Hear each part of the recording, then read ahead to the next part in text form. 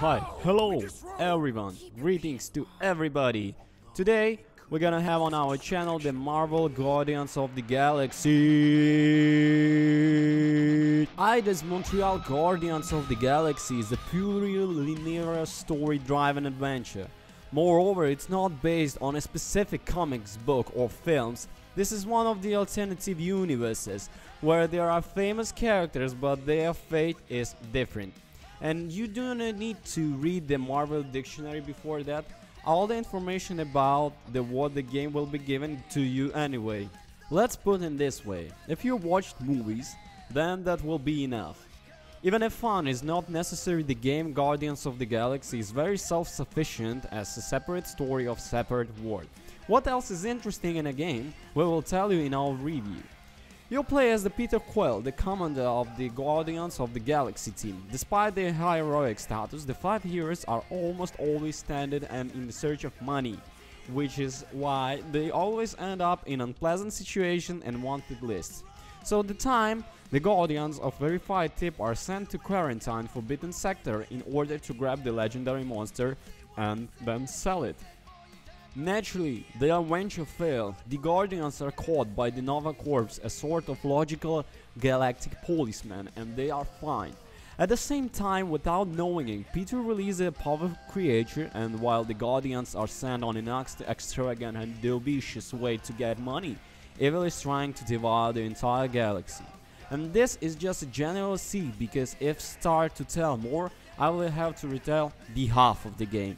The point is the plot of the game is constant flux. The problem and solution of the Guardians do not dwell on a point and are lazy to find out. For example, they fly to pay a fine to the logical galactic police.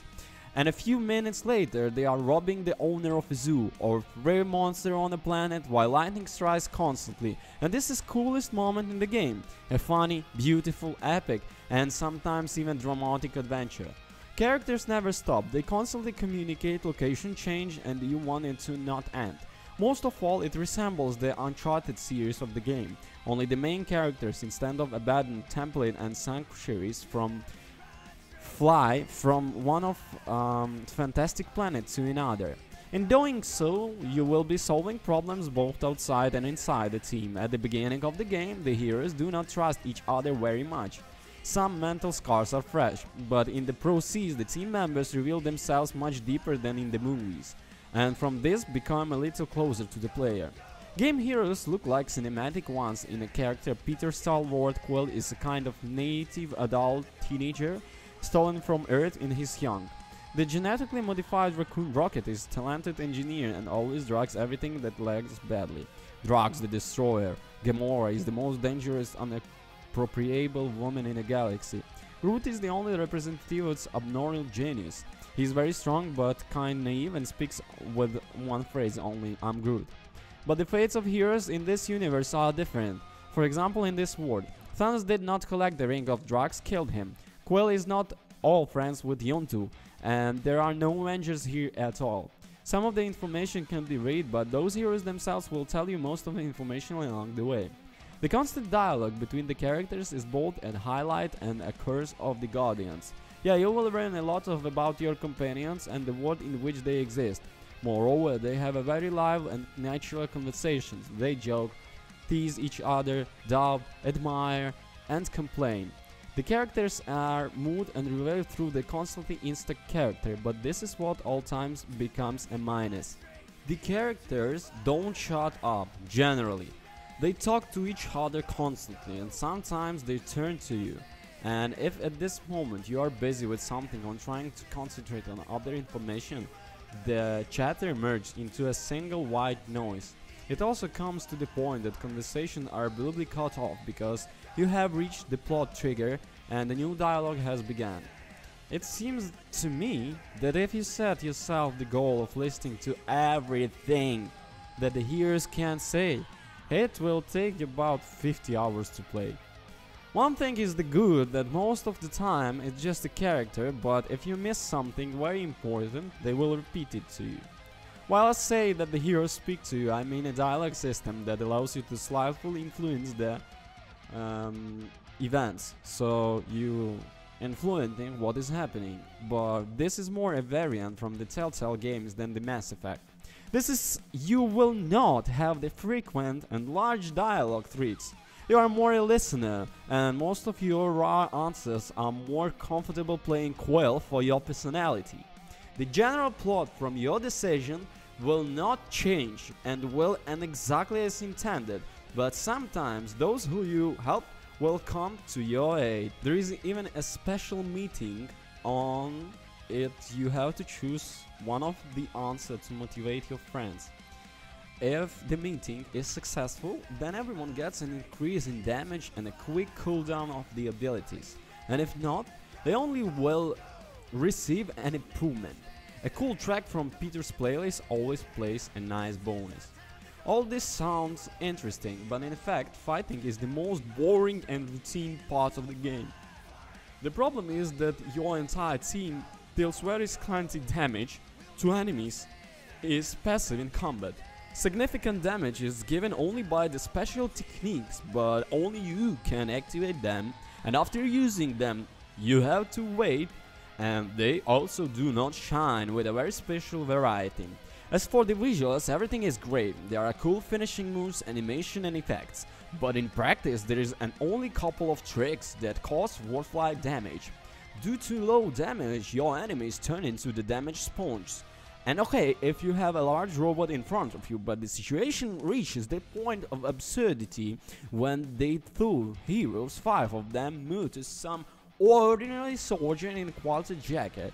At such moments, all the epic nature of what is happening disappears, and it seems that you have fallen into some kind of MMO where your enemies are just stripes of light above their heads.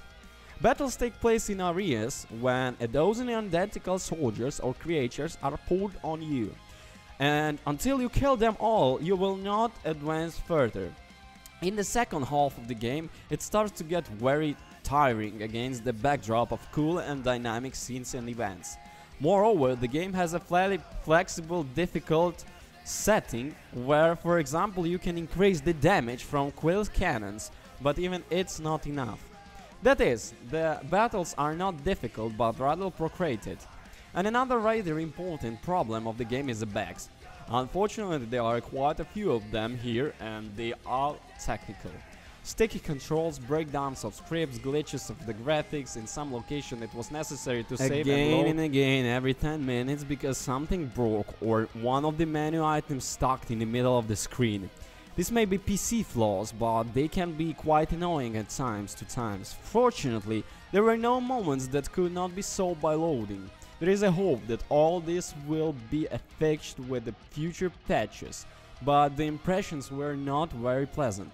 With all the bugs, the language does not dare to call the game low quality because it looks like good and plays phenomenally. Eidos has gone to some crazy picture level, detailing design, location, textures, light altogether, make a jaw fall off when you arrive on another colorful planet.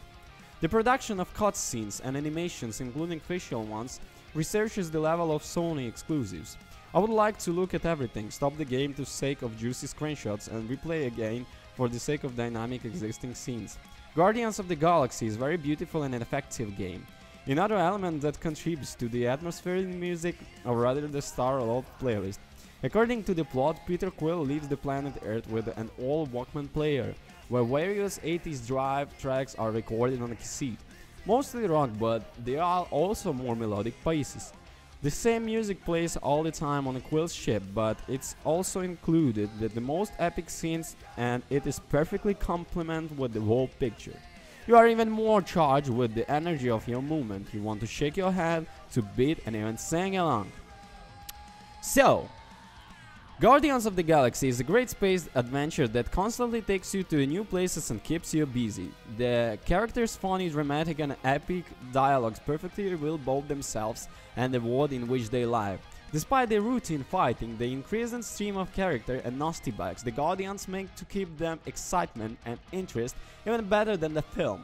But the main thing is that Marvel Guardians of the Galaxy is almost a representative of rich and existing single-player adventure games, and I would like to recommend to players without any exception. Thank you for watching, don't forget to comment and subscribe, peace!